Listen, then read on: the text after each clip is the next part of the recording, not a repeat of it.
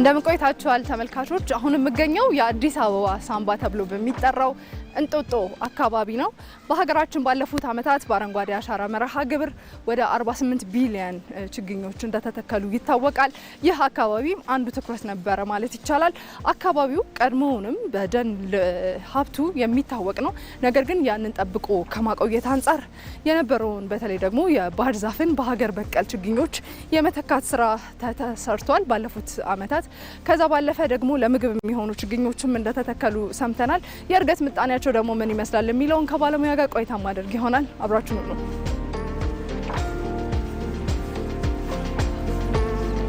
እኔ እንግዲህ ስንታየው መንግስቱ ይባላል።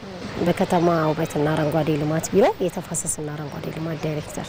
እንግዲህ አሁን የምንገኘው እንጦጦ አካባቢ ነው። እዚህ አካባቢ በተለይ በአረንጓዴ አሻራ መርሃ ግብር በርካታ የሆኑ ችግኞች እንደተተከሉ ይታወቃል።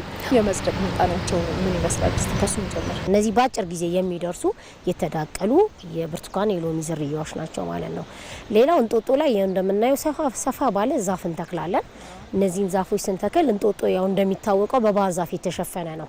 የባህር ዛፍን ወደ ሀገር በቀል የተለያዩ እንደ ያበሻ ጽድ፣ ኮሶ፣ ዝግባ፣ ወይራ በመትከል ባህር ዛፍ በተፈጥሮ ከፍተኛ የሆነ ውሃ ይጠቀማል።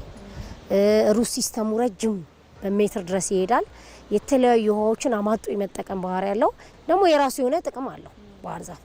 ነገር ግን ምንድነው የምናደርገው እዚህ አካባቢ ያለውን ኢኮሲስተሙን ኢንቫይሮንመንቱን ለማስተካከል ሀገር በቀሎቹ የኛ ጥቅማቸው ምንድነው?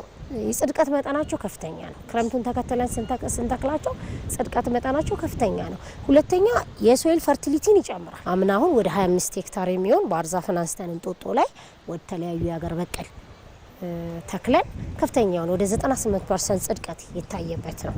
ስለዚህ በዞኒንግ ቀስ እያለን ከባህር ዛፍ ወደ ሀገር በቀል ያው ሜዲሲናል ፕላንትም ናቸው። እዚህ ደን ውስጥ ስንገባ የተጎዱ መሬቶች አሉ።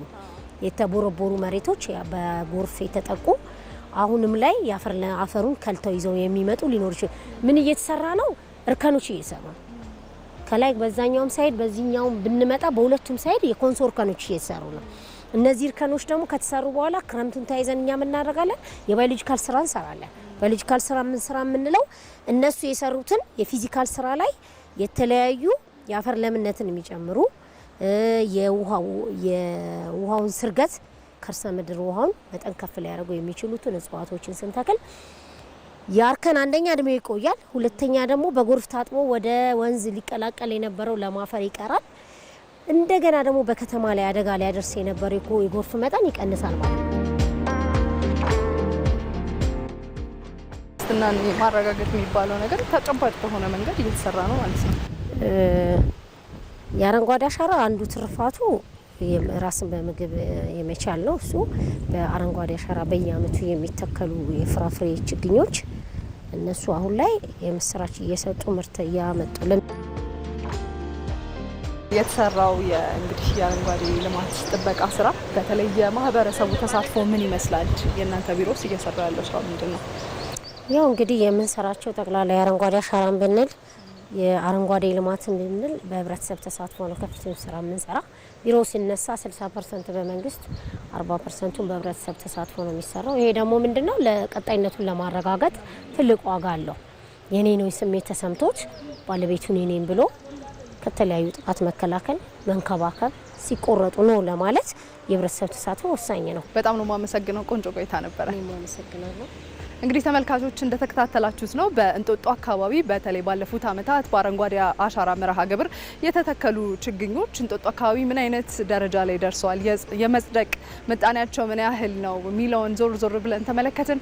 እኔም እንግዲህ ቅኝቴ በጣም ጥሩ ደረጃ ላይ እንዳሉ ከዛ ባለፈ ደግሞ ባህር ዛፍን በሀገር በቀል ዛፎች የመተካት ስራ እንደተሰራ ከዛም አልፎ ኢትዮጵያ አሁን እንግዲህ በተለይ በምግቡ ዘርፍ ራስን የመቻል እንቅስቃሴ እያደረገች እንደሆነ ይታወቃል። ያንን የሚያግዙ ሰፊ ስራዎች እየተሰሩ እንደሆነ ለመታዘብ ችያለሁ። አብራችሁን ስለነበራችሁ ከልብ እናመሰግናለን።